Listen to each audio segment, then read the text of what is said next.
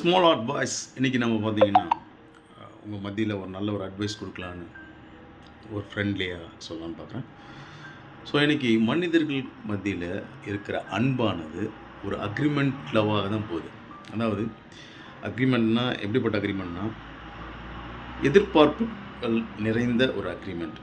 நீ எனக்கு செஞ்சால் நான் உனக்கு செய்வேன், நீ எனக்கு கொடுத்தா நான் உனக்கு கொடுப்பேன். இப்படி தானே மனுஷனுடைய அன்பு. என்கிட்ட நீ அன்பு காட்டினா நான் உங்கள்கிட்ட அன்பு காட்டுவேன், நீ எனக்கு வெறுப்பை காட்டினா நானும் உங்களுக்கு வெறுப்பை காட்டுவேன். இதுதான் இன்றைய நிலைமைக்குரிய அக்ரிமெண்ட் லவ்வாக இருக்கிறது. ஆனால் ஒன்று பாருங்கள், மனுஷ அன்புக்கும் கடவுள் அன்புக்கும் நிறைய வித்தியாசம் இருக்குங்க. பாருங்கள், மனுஷ அன்பு பரிமாற்றம் நிறைந்ததாக இருக்கிறது, ஆனால் கடவுள் அன்பு தியாகம் நிறைந்ததாக இருக்கிறது. அவர் தியாகத்தோடு தன் ஜீவனை கொடுத்தாரு. ஆனால் மனிதனுடைய அன்பு எதிர்பார்த்து வருகிற அன்பு.